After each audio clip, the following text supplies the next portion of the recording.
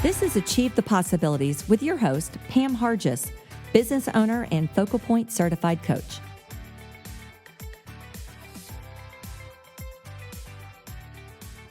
What I'm talking about today is networking. I actually went out to a number of you and said, I'm presenting. What topic would be good for you to hear about and others like you who are managing your business, or you're a solopreneur, or maybe you work for a business and you work on commission. And so networking, of course, came to the top of the table. And then I asked, well, what are the specific topics of networking? Because it's a very broad conversation piece. And so many of you in this room provided that feedback. So I want to thank you, because that's what I do, and that's what I love doing, is getting your feedback. So hopefully I'll be able to hit all of your points. If not, write them down on the back of your paper there so that you can ask at the end of the presentation. First thing is first, though. There's one thing that will prevent success from today's session, of course, that's old habits. So I'm going to ask you to clear those from your mind and be willing to try new techniques. Be willing to explore the opportunities that you're going to hear. And many of these are not anything new. It's just I'm going to ask you to try it in a different way. All right, so what's our problem? Time, money, typical things, but knowledge is also the problem with networking effectively. Then, of course, we have things like social media. And then how in the heck do we find our ideal customer in a sea of people, especially when you go to a networking event? Well, I promised to you 5 things today, and I am going to try to convert you after this conversation that we have on networking. The first one is, how am I going to get you to go from, I have to go to a networking event, to, I can't wait to go to a networking event. I'm also going to convert you from, I have no idea where my business cards are, or those that I've been collecting. Maybe they're in a box somewhere, have no idea about that either, to, I absolutely know where my business cards are, and I access them regularly for referrals. And then I'm going to convert you from chasing after business. How many of you feel like you're constantly chasing the business? Raise your hands. To having people chase after you. Isn't that a nice concept to consider? Well, let's just share with you here. Last year, my goal for all of 2019 was to have 10 customers. Now, my one-on-one situation is where that's the most I can hold, right, in a year, given my time. By the end of the first quarter, I had my goal of 10 customers. And do you know that I did not go after them at all? All of them came to me. And it's because of the networking. It's because of the relationship building. And again, this year, even with COVID, between end of June till October, I acquired 5 new customers. Again, none of them did I chase after them. They came to me. So I hope that you guys will be able to have that same opportunity. Blending into the crowd and meeting the same old people. I know sometimes it feels like, why do I bother going to a networking event when I see the same people time and time again? Well, that can be a good thing. And so what I want you to do as a part of this conversion is change it up and have you become where you're standing out. And quite frankly, you are meeting new people, even if they attend every single week. That's a different way of looking at things. And then the last, where you are talking or chatting, and how do you convert that into actual business for yourself? Are y'all game? All right. The key to this game is consistency. You can't come today and then a month later come again, and then 2 weeks later, come again. It's similar to when you belong to a gym. You sign up with all the right intentions, and then all of a sudden, you miss a week. And then you miss 2 weeks. And then you miss 3 weeks. And then why are you belonging to the gym? Well, the same thing applies to networking. You have to choose and make a commitment. So I'm asking all of you today to make a commitment to yourself. Clear your calendar. That is probably the number one reason why people tell me they don't network, is I don't have time. Well, if you put it on your calendar, like mine, for example, every Tuesday, Wednesday, and Thursday from 7:30 to 9, it says networking. And it's that way from now until whenever on my calendar. I'm probably 10 years out. I have no idea. And then, of course, there's the Thursday and the Friday, depending on what's going on. But nothing gets in my way of going to networking. I commit to that, and I am there. So that's the first thing you have to do, and that's the first old habit I'm going to ask you to break away from. Where are networking? Well, we're in one right now. Chamber of Commerce, B&Is, there's the common ones that we are very familiar with. But what I'd like to do is expose you to some others that you may not be familiar with, or maybe you've heard about and just haven't really considered it. I met my first customer at a ribbon cutting. My very first customer came from a ribbon cutting ceremony. What about the airport authority, the port authority? There are organizations like that they welcome the public to come and attend. Now, granted, you're not up there speaking and all that, and they've got some pretty rigorous processes, but what a great time to get there ahead of time or stay afterwards and network and meet your potential client. Other places, of course, is boards, being on the school board, being on a board for an organization, the Rotary. I mean, there's all kinds that are out there. And then, by all means, don't forget our online networking. Many times we think about in person, but online is another networking venue. You know, one thing I like to think about is with networking is relationship building. Would you all agree with that? And sales is relationship building coupled with problem solving.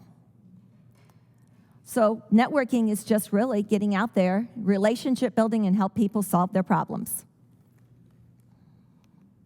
So how do we find this? How do we get out there and do that? Well, first thing is you got to do your homework, and it's not easy. This next task is we have to identify our ideal client.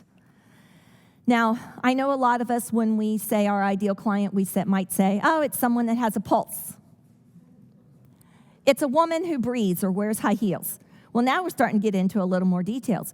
But you have to be able to identify truly who is your ideal client. You want to focus all your energy on that component. Here's why. If your ideal client is always found at manufacturing association meetings, then why are you going to a school board meeting? Well, there might be a tie-in there somewhere, but that's what you want to do. You want to identify your ideal client, and I want you to get super specific. I want you to think, is it a female? How old is she? Does he drive a car? What kind of family do they have? Where do they live? Where do they work? What are their habits? What are their hobbies?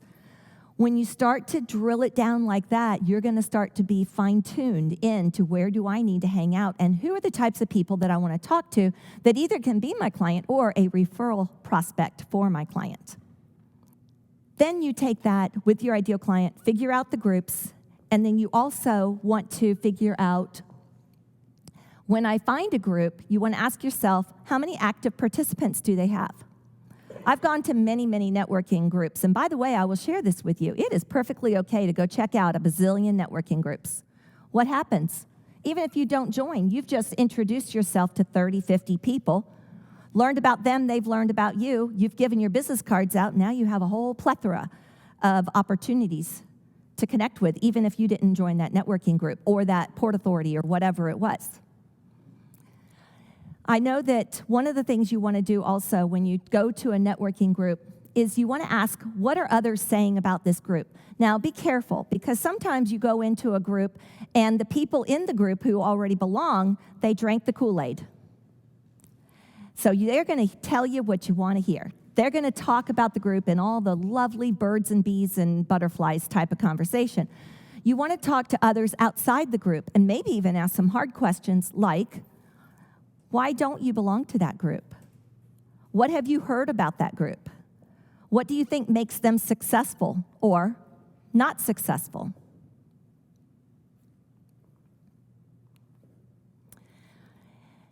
The other thing you want to consider when you're looking at networking groups is, what opportunity does this group provide me? Does it allow me opportunities to present? Do they help me advertise? Do they put my business out on social media? Can I get on the board of that organization? Can I be a leader? And this is one of those things that a lot of people are afraid to do, is become a leader of an organization. But I can tell you this, that I have I do belong to a number of organizations on which I am a board member, or I am a certain role within that organization. An ambassador to a chamber is a fabulous role. That gets you more opportunity, that gives you more exposure, but also it gets people to believe in you more.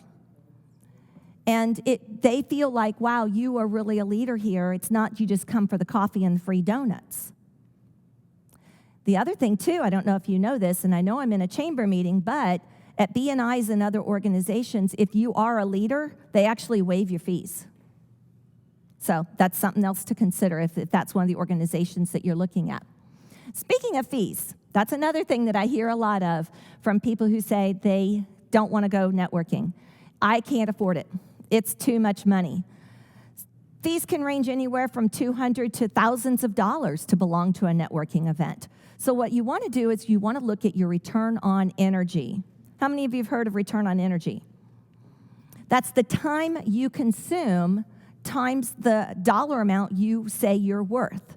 So if I say I'm worth $100 an hour and I drive 5 hours to get to this networking event, I better start returning $500 in business. Then tack on to that the amount of money it costs me to join that organization. Okay, now I'm starting to get scared. But if you start looking at it from the point of view of, wait a minute, I'm a realtor, and if I get one lead out of this, I can get $10,000 in commission in 1 month. That clearly offsets the fee. So look at it from that point of view, that yes, it may be an initial problem with paying up front, but what is the return that you're going to get, both from your return on energy and your return on investment? All of these organizations allow you to visit 1, if not 2 times without having to pay. Go check them out. Go do it. And ask the hard questions. You're going to want to make sure that you're asking things like, how receptive are they to me? How welcoming are they to me? Did someone come up to me and kind of escort me around and introduce me to people? That's really important when you go to a networking event because, again, you want to feel welcome, but you want the other people to welcome you so that you can get business. Let's just be honest. And then, of course, don't be afraid to say no. I've done that a billion times. Nope, not for me. And I won't go into some of the sordid reasons as to why. How many of you set a goal for today's networking meeting? Every time I drive to a networking meeting, I am thinking about what are my objectives for that meeting? What are my goals? And so, for example, most networking meetings, my goals are 5. I'm going to meet 5 new people or have a conversation with 5 people that I really didn't get a chance to talk to or know very well. And of those 5, I want to be able to convert them into a 20 to 30-minute follow-up conversation. In fact, what I do is, this is my business card holder, and I take that many business cards out, plus 2, and I stick them right in the middle of the business card holder. Now, of course, I always do plus 2 because I'm an overachiever, and I expect to be able to do more than that. But the reason why I put them in my business card holder like this is so I can keep track of where am I in achieving my goal for the day, for this networking event. And then, of course, you always want to track your results and see how well you did. Now, I'm going to get into more details on this next piece and give you some specific examples because that's what a lot of you asked for. But these are the things that you're going to want to practice, memorize, and really hone and fine-tune. So the first one is you got to change it up event to event. And I'll give you an example of that in just a minute. You also want to use statistics to grab attention. That's a key opportunity that a lot of people don't utilize, but in many of your organizations, it's going to be your number one opportunity to grab attention and get someone to want to talk to you. Open-ended questions to collect nuggets of information, and then, of course, the last one is stories and visual benefits sell. So what do I mean by that? Well, the first thing is, when you go up to someone, you need to have already answered the question, why should I talk to myself? There's 50, 100 people in this room. Why should I talk to me? What is it I provide that is going to help that person's business or their life? What is it that I can do to help solve their problems? Those are the questions you want to answer. So let's have some fun. The first one is that 15-second introduction. That's probably the hardest one, because you've got to get a lot of information out in a very short period of time. And what are you in? Usually a room full of people. And what are they doing? They're focusing on what they're going to say, not necessarily what you're saying. So what you want to do is come up with something. The other thing is, remember I said a lot of times when you go to networking events, you're seeing the same people over and over again? Well, switch it up. Maybe this week you're going to say, hi, I'm Bob Smith. I own Surgeries R Us, and I'm a doctor. Well, the problem with the doctor thing is it's not very specific, is it? And it doesn't really tell you that I specialize in horse surgery. Okay? The next time I might say, well, I'm Tony Smith, and I help people mow their lawns without touching the lawnmower. Okay? Now it's kind of getting interesting, right? Or it might be, I'm an accountant, and I help people stave off financial trouble. So you want to be able to mix it up. And so come up with your own within your organization and what you do. What can I do every single week to get additional information out to the people? The other one is one-on-one introductions. How do I get that person to want to talk to me right away? So here's some things that I like to do. The first one is I walk up with my business card. And I'll say, hi, I'm Pam Hargis. And you are? Do you have a business card? So right then and there, I'm getting their business card and I'm sticking it right in my little folder. Tell me about yourself or tell me about your business. Nice big open-ended question gets them to talk. Another one that I love to do is this last one, which is, I'll use a landscaper as an example. I'm a landscaper. What do you like or what do you value in a landscaper? Now, why would I want to ask that question? Because I'm getting their opinions of what a landscaper is to them. I'm getting them to visualize what do they need in a landscaper. And guess what? When they tell me that information, I'm planting those nuggets of value on what can I do to help close that sale the next time we talk. So, using statistics. Did you know that companies that use 100% cloud-based accounting saw a 15% growth year over year? Well, if you're an accountant, that's a great statistic to use. Likewise, if you're a life insurance person, did you know that 70% of people who have life insurance are underinsured? What I'm trying to do here is I'm trying to get the person I'm talking to think about themselves or think about others. Put themselves in that shoe. Statistics do that very easily. And then I like this piece here, going back to the describe yourself in a way that draws the picture. So instead of I sell houses, I create family memories. Or instead of I coach businesses, I increase business results by 20% or more. Or the last one, I'm a tax accountant, I keep businesses out of jail. Did I just draw that picture for you? Did I make it seem more real? Less boring? Open-ended questions. God gave us 2 ears and a mouth for one reason. So we listen more than we talk. And I love using open-ended questions because I want to be able to get as much information from you in a very short period of time to help me make a strong decision as to whether you're going to be a good prospect or possibly even someone that can refer me to someone who is my prospect. I'm not going to go through all of these questions, but some examples are, what would your new dream home look like? Well, if you sell insurance, if you could design your own insurance plan, what does that look like?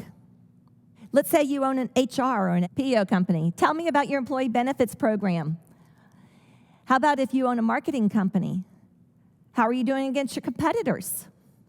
And the last question that I'm going to ask all of you is, what would you do with your extra time once you apply these networking techniques and drive sales into your business? All right, you've prepared, you've planned, now let's get into this stuff. First thing first, always wear your name tag.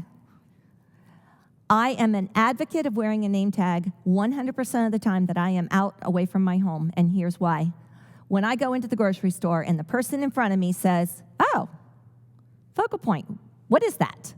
Guess what? I've just created a conversation here.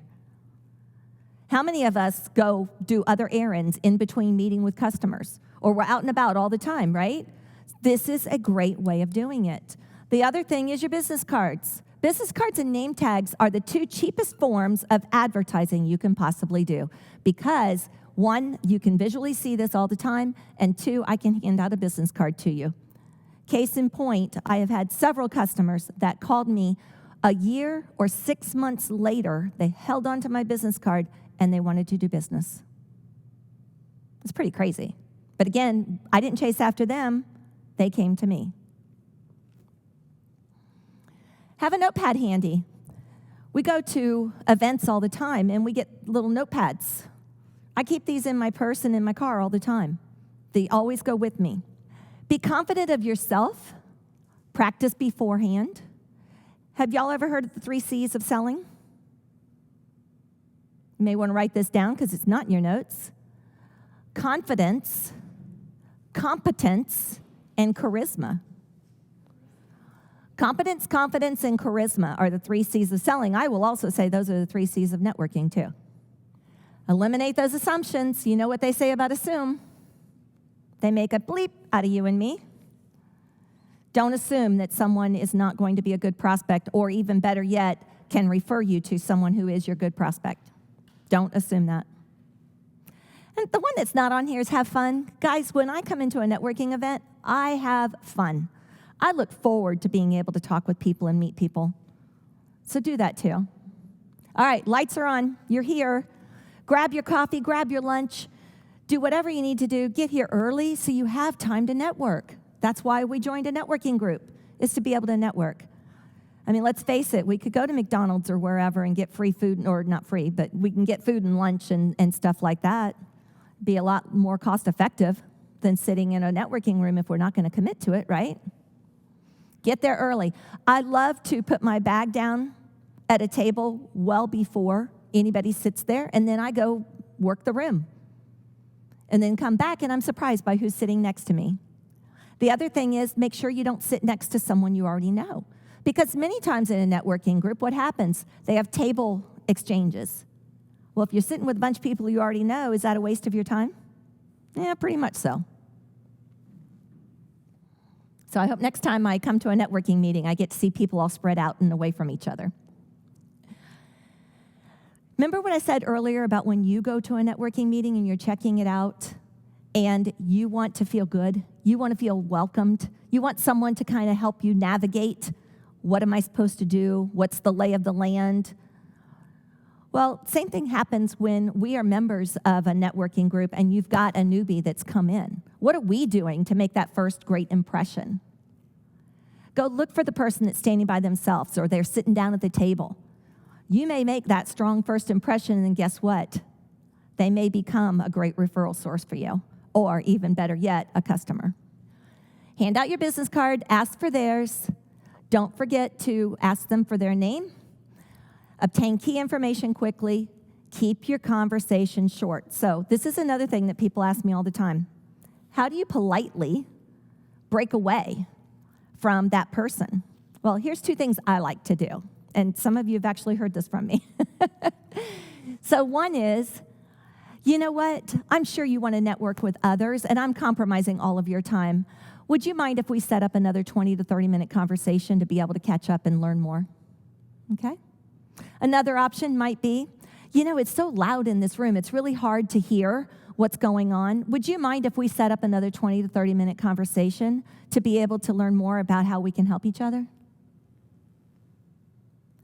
Most of my conversations are 5 to 7 minutes. That's it. And then I'm moving on to the next person because I want to be able to meet my goal of 7 people. Well, networking doesn't stop just because Paul called the meeting to order. You're going to go back to your table. You're going to look at who's sitting there next to you and determine, do I know these people? Do they really know me? If not, quickly have a card exchange. The other thing is take out your notepad. You're going to write down a few notes about what you learned about the people you met. Because I don't know about you guys, but this brain isn't keeping things in order like it used to.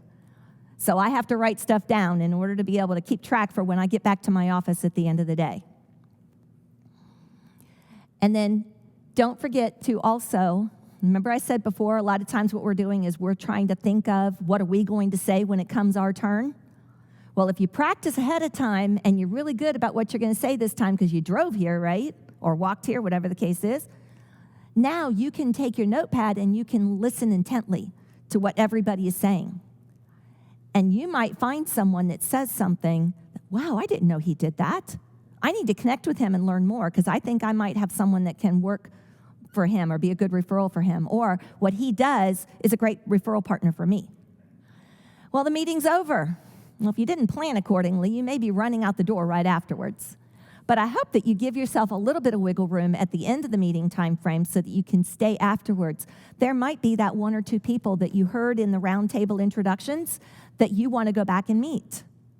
Or maybe there's an opportunity that you didn't get a chance to ask for that 15, 20, 30-minute follow-up. Now you can go back and do that again. Within 24 hours, maybe 48, sometimes I'm not as religious to it as I would like to, I'm following up on my commitments. So if I said, I'm going to send Karen the contact information for this person, I'm doing that. I'm also setting up that 20 to 30-minute follow-up meeting. And then in some cases, I'm also sending out a thank you card. Now, sometimes I'll hold off on that and wait until I have the 20 to 30-minute follow-up. But guys, these things are gold. And I get them at the dollar store, 10 of them for $1. I cannot tell you the number of people that have said, you know, I'm keeping my commitment with you because you sent a handwritten thank you note. Goes a mile. So try that yourselves. It's really crazy. Then the other thing within 48 hours is you want to connect that person that you met on your LinkedIn, your Facebook, your Alignable, whatever social networking groups that you're with. You also want to add them to your email or newsletter distribution. So before I even file that business card away, I'm doing all of these things. And then I do file them away. Now, when I first started, I had a little baby business card holder. It's still back there on the table, but I also have this one, which I went to, and it has 3-ring binder to where I can add pages, move pages around, and so forth, and I've got them all categorized, et cetera, et cetera. Now, you can use the ones on your phone, you can use whatever else you have, but I like this because I'm a touchy-feely kind of person. But the other thing that I like to do is every 6 months, around the first of the year, towards the July timeframe as well, I'll go through my business cards. And if I haven't heard from someone or seen them in a while, I'm either calling or sending an email saying, hey, I haven't seen you in a while or heard from you in a while. Is everything okay? How's business going? Let me share with you a story. I had a customer that was not doing well in sales. So I suggested that he call up 10 clients that he hadn't done business with in over a year. Are y'all ready for this? The first 3 people he talked to on the phone immediately purchased product from him. All he did was call up and say, I haven't heard from you in a while. How's business going? The next 6 called him up within 24 to 48 hours and purchased products. The last one didn't call him for 2 weeks, so we thought, all right, no big deal. 9 out of 10 is not too bad. No, he decided to buy a whole new system, not just the products that went with the system.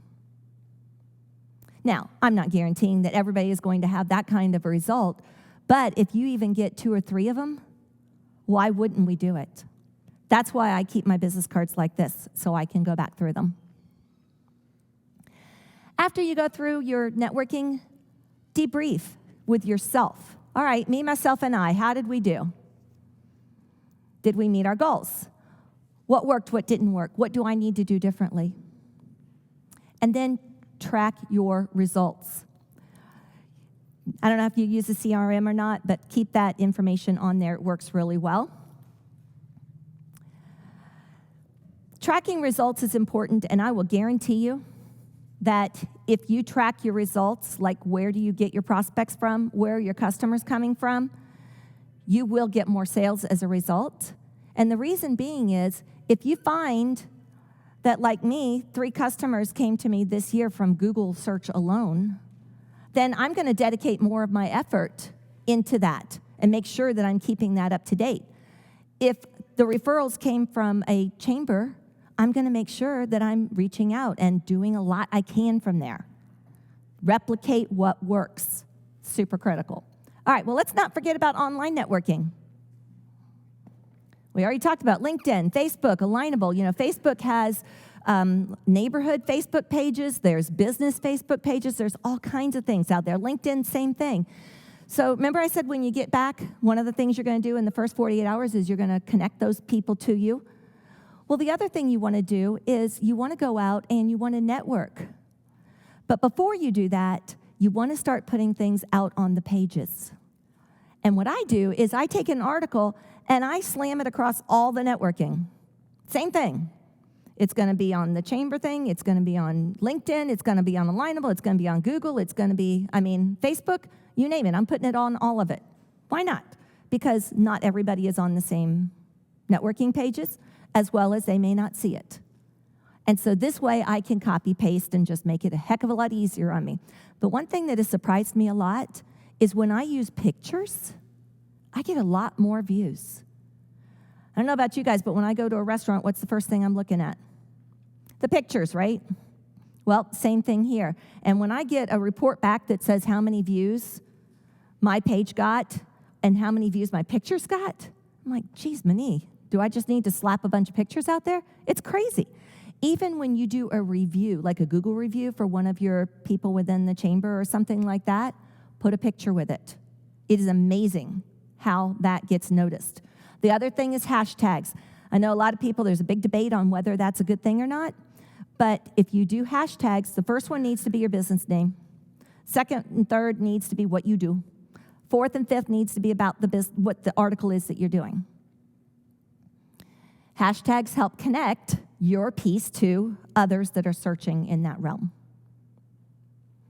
Now you've asked people to network with you, join into your network. What do you do? Well, guess what? We're going to repeat the same thing we've been doing live and in person. Hi, I'd like to connect with you to see how we might be able to help each other. Great, they connect with you. Hey, may I get your email address so we can set up a time for about 20 to 30 minutes so we can learn how to help each other out, learn more about each other's business. Your goal is to get that person to connect with you so you can determine, are they a referral source or are they a prospect or both? Guys, I'm guaranteeing you, you start doing these things on a regular, consistent basis, you will get business. You will get people talking about you and referring business to you. Thank you for listening. If you'd like to learn more how you can achieve the possibilities, please visit my website at pamhargis.focalpointcoaching.com or feel free to call me at 386-847-8028.